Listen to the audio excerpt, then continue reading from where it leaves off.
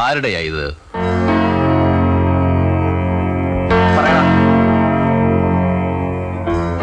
ഇതെന്റെ ഭാര്യയുടേതാ.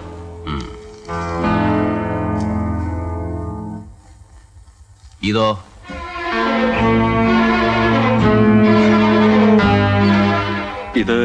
ഇതെനിക്കറിയില്ല. വാസു, ഒന്നും വിളിക്കണ്ട.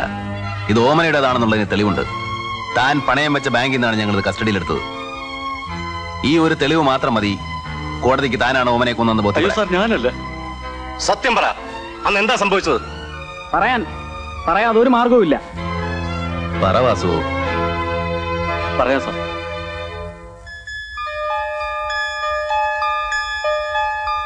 ഞാനെല്ലാം പറയാം. വാസു, വാസു, വാസു, എന്താ സാർ ആ സമയത്ത്? നീങ്ങി വന്നേ.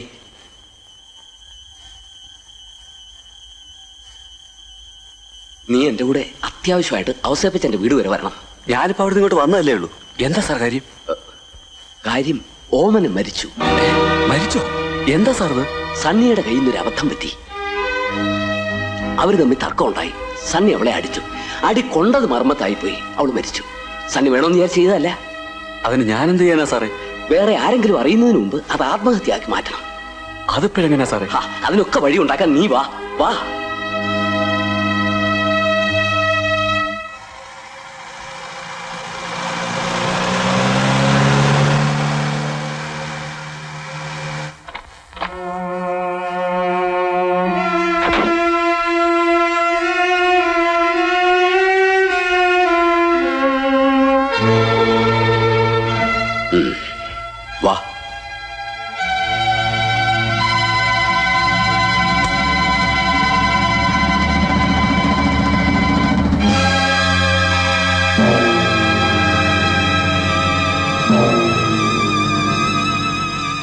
വാസു, വേവാട്ടെ. അല്ല സാർ, മുകളിൽ നിന്നും താഴേക്ക് എടുത്തിട്ടാ. നീ ഒന്നുകൊണ്ട് പേടിക്കണ്ട. ആലോചിക്കേണ്ടവരോടൊക്കെ ആലോചിച്ചിട്ടാ തീരുമാനിച്ചിരിക്കുന്നത്. വേഗമായിട്ട് വാസു. അല്ല സാർ, വല്ല പെട്രോൾ ഒഴിച്ച് കത്തിച്ചാൽ? അയ്യോ, അതൊന്നും ശരിയാകില്ല.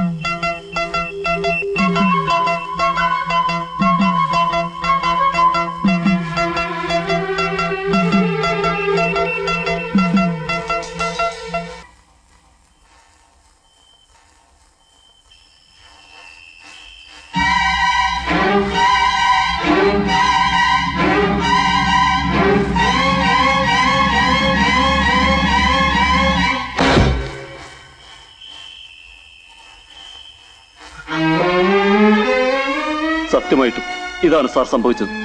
താൻ എന്തുകൊണ്ടാണ് ഇത് വിൽക്കാതെ പണയം വെച്ചത്? പേടിച്ചിട്ടാ. വിറ്റാൽ ആരെങ്കിലും സംശയിക്കുമെന്ന് കരുതി. അതുകൊണ്ടാ പണയം വെച്ചത്.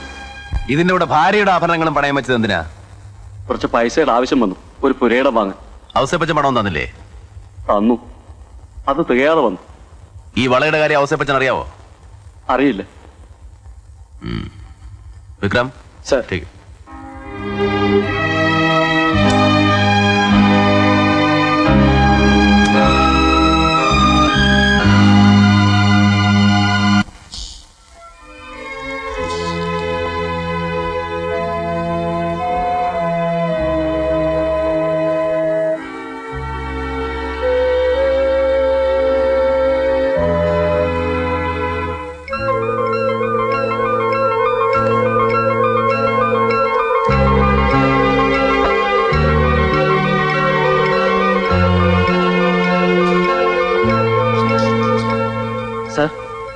SP വിളിക്കുന്നു.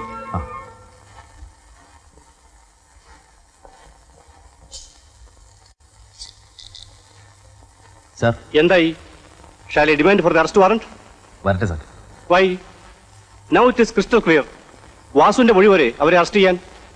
അതല്ല സാർ, ചില പോയിന്റ്സ് ലിങ്ക് ആവുന്നില്ല. Then tell me. സണ്ണിയുടെ മൊഴി പ്രകാരം സംഭവ ദിവസം സണ്ണി വീട്ടിൽ നിന്ന് പോകുന്നത് രാത്രി 8 മണിക്കാണ്. പോകുന്നതിന് മുമ്പ് ഓമനയും സണ്ണിയുമായി വഴക്ക് നടന്നു. സണ്ണി അവളെ അടിച്ചു. അടി മർമ്മത്ത് കൊണ്ടതുകൊണ്ട് ഓമന മരിച്ചു.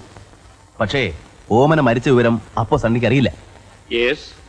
അങ്ങനെയാണെങ്കിൽ ഓമനയുടെ മരണം നടന്നത് ഉദ്ദേശം രാത്രി 8 മണിക്കാണ്. Yes. It is clear.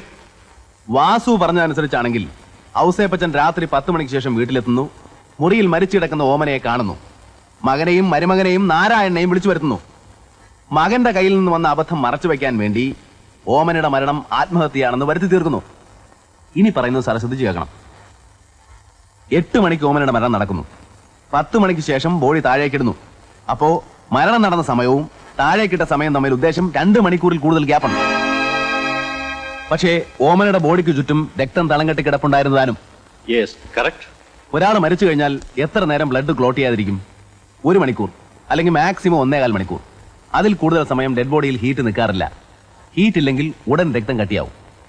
അങ്ങനെയാണെങ്കിൽ 8 മണിക്ക് മരിച്ച ഓമനയുടെ ശരീരം 10 മണിക്ക് ശേഷം വലിച്ചെറിഞ്ഞിട്ടും, അതായത് മരണം നടന്ന് 2 മണിക്കൂർ കഴിഞ്ഞിട്ടും ബോഡിക്ക് ചുറ്റും എങ്ങനെ രക്തം തളം കെട്ടി നിന്നു? അത് ശരിയാ. കോൺസ്റ്റബിൾ ചാക്കോ പറഞ്ഞതനുസരിച്ച് രാത്രി 8 മണി മുതൽ 9:45 മണി വരെ അവിടെ മഴ പെയ്തിരുന്നു.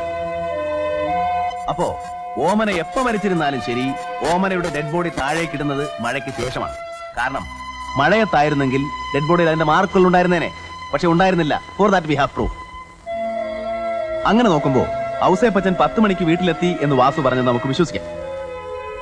ഉദ്ദേശം 10:30 മണിയോടുകൂടിയാണ് വാസു ഡെഡ് ബോഡി താഴേക്കിട്ടത്. Yes.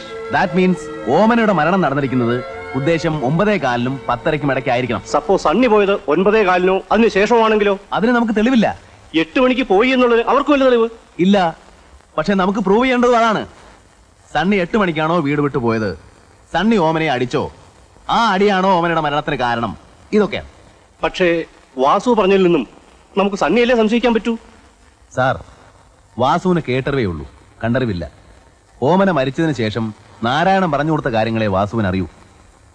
അപ്പോൾ സണ്ണിയുടെ അടിയേറ്റല്ല ഓമന മരിച്ചതെങ്കിൽ പിന്നെ സാർ, നമുക്ക് ആ ഔസേപ്പച്ചനെ സംശയിച്ചൂടെ? പറയാറായിട്ടില്ല. That is yet to be found out.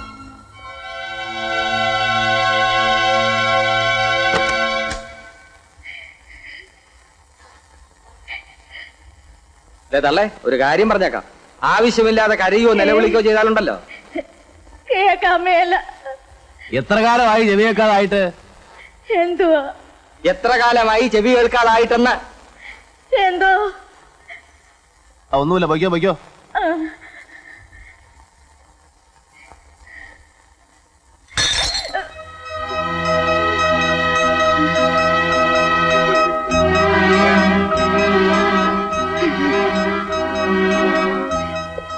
അപ്പൊ മേരിത്തള്ളക്ക് ചെവി കേൾക്കാം അല്ലേ? കുറേശ്ശെ കേൾക്കാവേ. കുറേശ്ശെ കേൾക്കാമെന്നോ? അല്ല, കുറേശ്ശെ കേൾക്കാൻ പാടില്ലേ? കുറ്റം ചെയ്തവരെക്കാൾ ശിക്ഷ കൂടുതലാണ് അത് ഒളിക്കുന്നവർക്ക്. അതുകൊണ്ട് സത്യം പറഞ്ഞോ, ഓമന മരിച്ച ദിവസം ആ വീട്ടിൽ എന്താണ് സംഭവിച്ചത്? പറഞ്ഞോ പറഞ്ഞോ. ഞാൻ അടുക്കളയിൽ ജോലി ചെയ്തോണ്ടിരിക്കുകയായിരുന്നു. അപ്പോഴാ എന്തോ വീണുടഞ്ഞ ശബ്ദം കേട്ടത്. ഞാൻ ഉമ്മറത്തേക്ക് വന്നു. അപ്പോൾ ഉദ്ദേശം എത്ര മണിയായി കാണും? രാത്രി 8 മണിയായി കാണും. എന്നിട്ട് എടീ, നിന്നിവിടെ കൊണ്ടുവന്നിരിക്കുന്നതേ ഇവിടത്തെ കാര്യങ്ങൾ നോക്കാനാ, അല്ലാതെ നിന്റെ വീട്ടിൽ പോയി അടയിരിക്കാനല്ല. അതുകൊണ്ട് എനിക്ക് എന്റെ വീട്ടിൽ പോയിക്കൂടെ? ഇപ്പൊ പോകാൻ പറ്റില്ല. എന്തായാലും നാളെ ഞാൻ എന്റെ വീട്ടിൽ പോകും. എന്തിന്? എനിക്ക് എന്റെ അപ്പച്ചനെ അനിയും കാണണം. പെട്ടെന്നെന്താ അപ്പച്ചനെ ആനയും കാണാനൊരു ആഗ്രഹം? ഞാൻ പോകും. പറ്റില്ല, അപ്പച്ചൻ സമ്മതിക്കില്ല. ആര് തടഞ്ഞാലും ഞാൻ പോകും. പിന്നെ നീ പോവും. ഒറ്റ കീറോ ചെന്നുണ്ടല്ലോ, നിന്റെ ബാക്കിയാണില്ല. നിനക്ക് എന്താ ഇവിടെ കുഴപ്പം? സഭ്യമായ ഭാഷയിൽ പറഞ്ഞ നിങ്ങൾക്ക് മനസ്സിലാവില്ലല്ലേ? ഞാൻ ഈ വീട്ടിൽ ആരുടെയൊക്കെ ഭാര്യയെ ജീവിക്കണം, അതാ എനിക്ക് അറിയേണ്ടത്.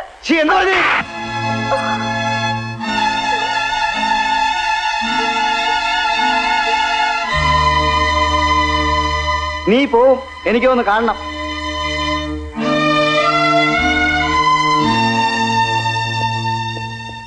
നിങ്ങൾ എന്തിനാ മുകളിലോട്ട് വന്നത്? അത് പിന്നെ അത്താഴത്തിന്. വേണ്ട. എങ്ങോട്ടാ? ഓമന കുഞ്ഞിനെ വിളിക്കാൻ, ആഹാരം കഴിക്കാൻ. നിങ്ങൾ അവളെ വിളിക്കാനൊന്നും പോണ്ട. അവള് വേണമെങ്കിൽ താഴെന്ന് കഴിച്ചോളൂ. നിങ്ങൾ അവളെ വഷളാക്കുന്നത്. ഞാനും അപ്പച്ചനും ഇല്ലാത്തപ്പോ വേണ്ടാത്തൊക്കെ പറഞ്ഞ അവളെ. ഞാനൊന്നും പറഞ്ഞിട്ടില്ല. ആ വയ്ക്കോ. അതൊന്നും വെച്ചേക്കും.